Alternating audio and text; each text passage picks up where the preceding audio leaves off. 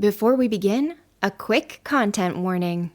Paranormal Pajama Party is a podcast about scary stories and legends, but there's nothing scarier than the patriarchy. When discussing tales in which women are often the villains, we'll have to unpack some stories in which people are victims. This episode contains the usual amount of cursing, as well as mentions of drowning, environmental destruction, and the occasionally uncomfortable truth about humanity's place in the natural world. Please listen with care. Before we dive in, I just want to let you know that I may have traded my voice to a sea witch for a 5-star review, so this episode's about to get very boring. Just kidding. I know there are better ways to get those stars. If you're enjoying the podcast, please take a moment to rate and review Paranormal Pajama Party wherever you listen. It really helps other people discover the show, and maybe someday it will even help me land a handsome prince. You've been riding hard all morning and your horse is lathered with sweat. The Scottish Highlands stretch endlessly in every direction, all heather and stone and wind that cuts through your wool coat like it's made of lace. You're the Laird of Lornty, and you're finally heading home after weeks of business in Edinburgh, thinking of nothing but a hot meal and your own bed. And that's when you hear her. The cry cuts through the afternoon air, high, desperate, unmistakably female. Help me! Please, someone help me! Your blood goes cold. There, in the dark waters of the loch that borders your estate, you can see her thrashing. A woman, her pale arms breaking the surface as she struggles in the freezing deep. You don't think, you just act. You're already dismounting, already running toward the water's edge, already pulling off your heavy coat, because that's what you do. You're a lord, a protector, a man who saves people. But then your servant catches your arm. Jamie, who's been with your family since before you could walk, who never questions your decisions, who follows you into every folly without complaint. Jamie grabs you with both hands and hauls you back from the water like you're about to step off a cliff. "My lord," he hisses in your ear, "that's no woman." You want to argue. The cries are getting more desperate, more terrified, but Jamie's grip is iron, and something in his voice makes you look again. Really look. The woman in the water has stopped thrashing. She's floating now, perfectly still, watching you with eyes that reflect the gray sky like polished stones. And when she realizes you're not coming, when she understands that Jamie has saved you from her trap, her face changes. The mask of helplessness falls away. What's underneath is hunger, pure, insatiable hunger. "You would have been mine." Her voice carries across the water, clear as church bells, but there's nothing human in it now. "I would have pulled you down to the bottom and held you there until your lungs burst." She doesn't dive under. She doesn't swim away. She just sinks straight down like a stone. The loch goes still, showing only your pale reflection staring back from the surface.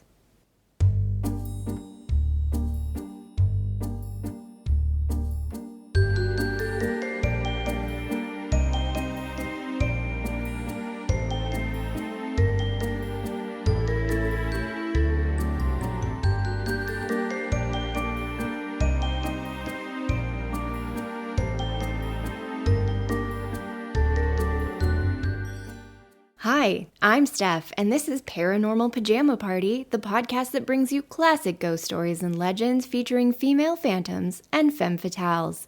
Together, we'll brush the cobwebs off these terrifying tales to shed some light on their origins and learn what they can tell us about the deep-rooted fears society projects onto women.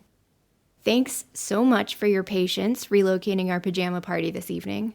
I know the skull-shaped pirate grotto looks uncomfortable, and the flippers are no fuzzy slippers, but once you get used to the wetsuit, it's not so bad. And this way our guests get to stay comfortably in their element, and we get to be part of their world. That's right, tonight we're diving deep under the sea. Ooh, hated that. To get to know some beautiful, if bloodthirsty babes. mermaids. When I told my husband I was researching mermaids for the podcast, he was genuinely confused. Mermaids aren't monsters, right? They're Disney princesses. And that pretty much sums up one of the most successful cultural sanitations in history. We took creatures with centuries of history as merciless killing machines and turned them into merchandise. The mermaid that the laird encounters in the story that kicked off this episode is the mermaid most of human history has feared. Not a misunderstood teen in a seashell bra longing for legs, but something that looks human enough to exploit our empathy and alien enough to feel no empathy in return. Have you ever made a mistake outdoors? Maybe lost your path on a hike or didn't bring the right jacket on a camping trip? No judgment, I've done it myself. I once got turned around on a washed out trail in the desert. I didn't bring enough water, and everything looked identical and hot and dry in every direction. And we didn't have cell service. And there was this horrifying moment that I'll never forget. As soon as I realized I was off the path and might stay that way forever, another realization immediately followed. This is how people die. All the time. Nature is large and terrifying, and my life doesn't mean diddly squat to it. I found the trail again, obviously. I'm not still podcasting from the desert, but it was a pretty confronting moment. And I've been thinking about it the whole time I've been reading about mermaids, because here's what I want to explore tonight. Maybe the folklore and the stories we'll get into tonight are about something much bigger than Little Mermaids. Maybe they're about our relationship with a natural world that doesn't give a shit if we live or die. There are a lot of crazy things about mermaids. I mean, truly, I read a whole article about why their physiology makes no sense. Their bottom halves are fishy, right? So is there junk on the sides of their bodies, like with fish? Do they hatch their young via eggs, like fish? And if so, why do they have boobs, like mammals? And why, this article asks quite wisely, in my opinion, do they feel like they need to cover those boobs with, and I quote, impractical, potentially sharp-edged seashells? All excellent questions that will keep me up at night. Anyway, the craziest thing about mermaids is not the argument about whether they have gills or lungs, which is a whole other kettle of fish, if you will, but that as a myth, they are almost universal. All over the world, completely separate cultures that had no contact with each other came up with minor variations on the same idea. Dangerous women who live in the water and kill men. It's like humanity had a collective nightmare about the ocean and decided to give it a female face. In Brazil, they feared the Iara, an immortal river spirit who makes men disappear into the Amazon River's murky depths. No seduction required. She just erases them from existence. Japan has mermaids whose beached corpses herald war, because even in death, these creatures are bad news. Korean water spirits announce incoming natural disasters, which sounds helpful until you realize that they're not warning you, they're just letting you know what's coming so you can panic appropriately. West and Central Africa have Mami Wata, literally water mother, a powerful, gender-fluid snake and mermaid deity who can be benevolent or absolutely terrifying, depending on their mood. Scotland doesn't just have our vengeful loch dweller, it's also got the Blue Men of the Minch, who challenge ship captains to rhyming contests. Lose the rap battle, lose your life.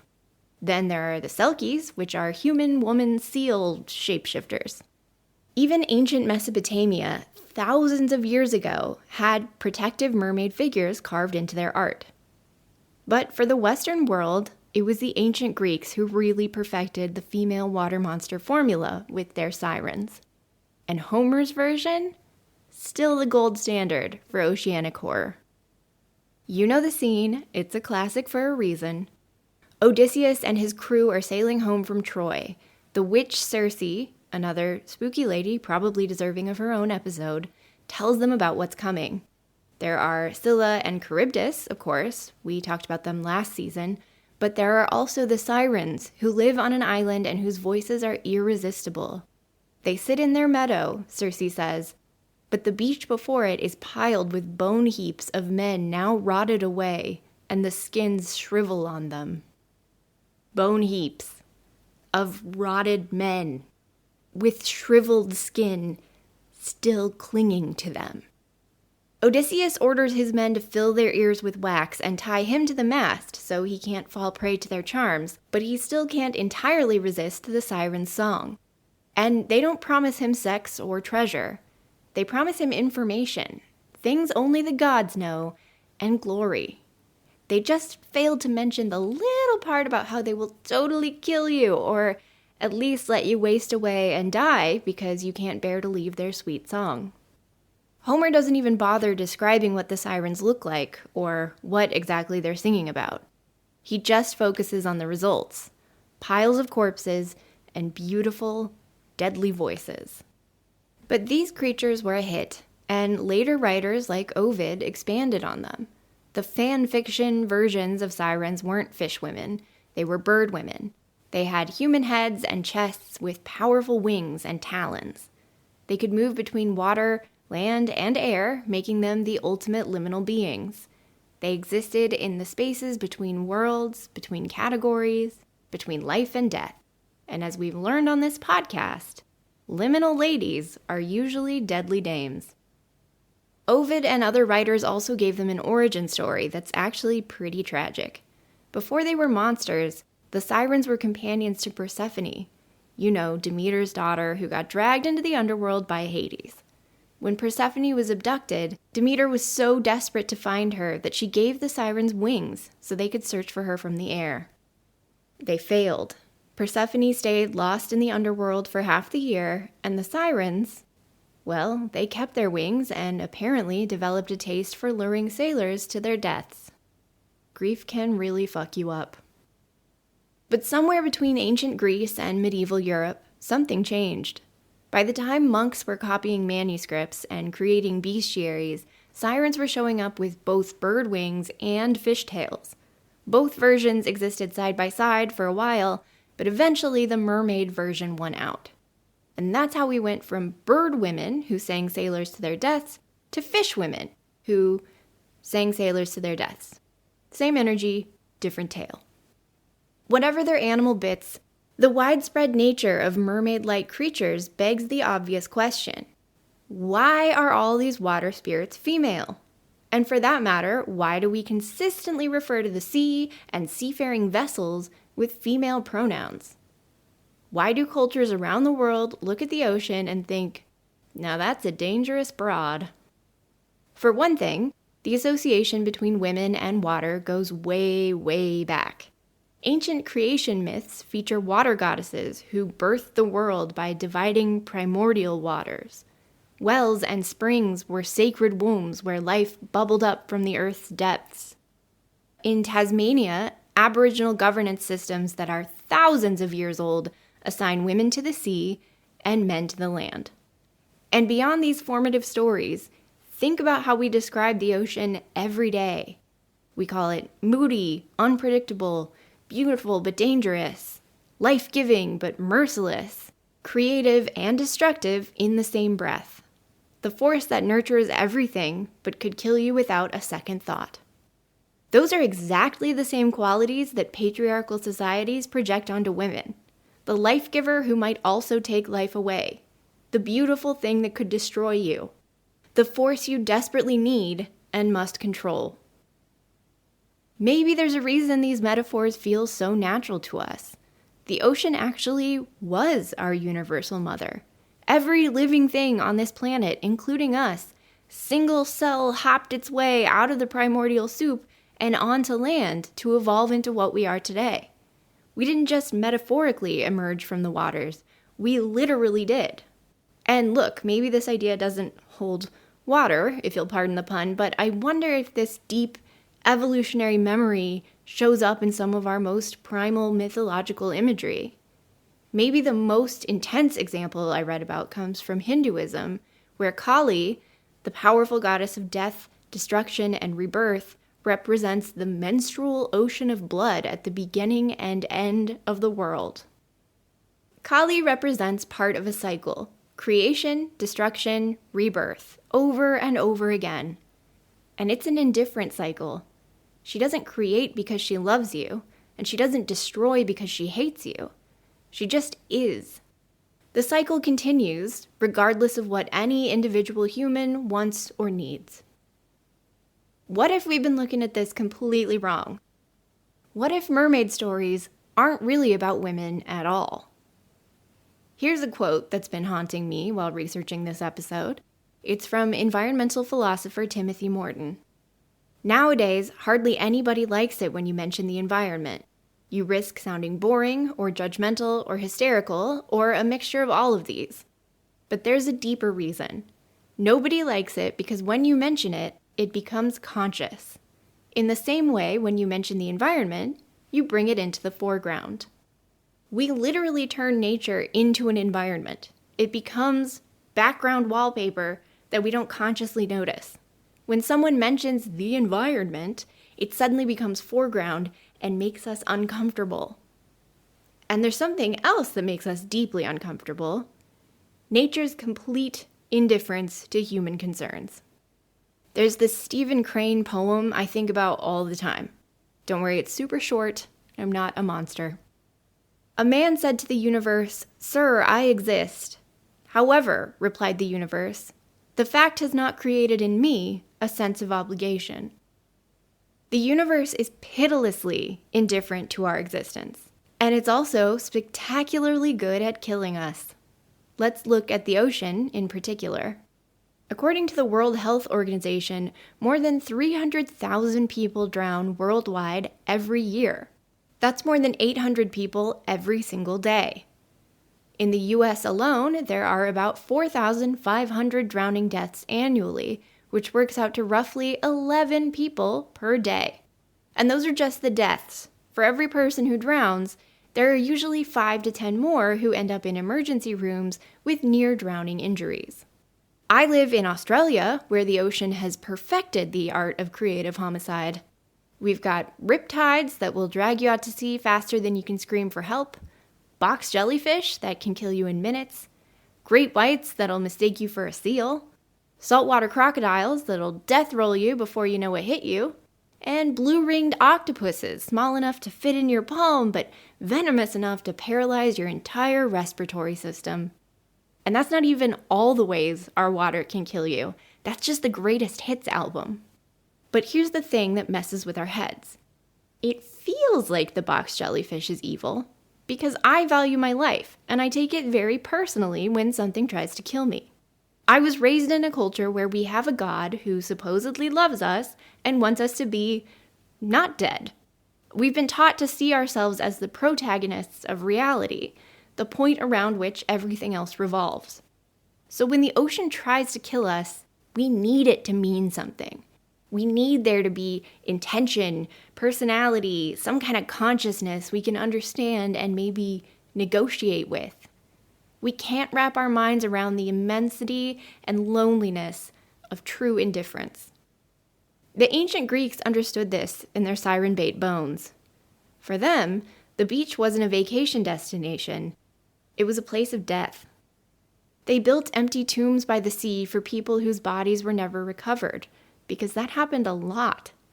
The sea has a nasty habit of simply keeping people. Greek literature describes beaches as places that evoked death. Most shipwrecks were found near shore, which is exactly where mermaids show up in Folklore. They're markers of dangerous waters, warning signs that say, this is where people die. Maybe mermaids are just anthropomorphic stand-ins for oceanic indifference. Human faces we stuck onto something too vast and alien for us to process directly. Just familiar enough that we could think about it. Just removed enough that we'd never mistake it for something that actually cared about our survival. But I do think there's a gendered element here that we can't ignore. Because in our collective unconscious, ocean equals mother. Mother equals love and protection. We literally all came out of oceanic wombs, both evolutionarily and individually. The ocean should love us back. But it doesn't. It's a cold and indifferent mother, and that's something patriarchal thinking absolutely cannot tolerate. So instead of grappling with the cosmic horror of maternal indifference, we created seductive temptresses in Mermaids. We popped oceanic indifference into a seashell bra and called it seduction. Suddenly, the problem isn't that our ocean mommy doesn't care about us. It's that this slutty fish woman is trying to lead us astray. That's so much easier to deal with, right? A temptress can be resisted. A seductress can be blamed for men's poor choices. You can tie yourself to the mast and sail right past her like Odysseus did. You can't do that with true indifference. True indifference doesn't even notice you're there. By turning oceanic indifference into female sexuality, patriarchal culture achieved two goals. It made the ocean's danger feel manageable and controllable, and it created another reason to fear and control women's bodies and desires. The mermaid becomes both a scapegoat for nature's cruelty and a warning about female power. But the ocean isn't cruel, and it's not seductive. It's just there, doing its thing, completely unaware that we exist, much less that we have feelings about it.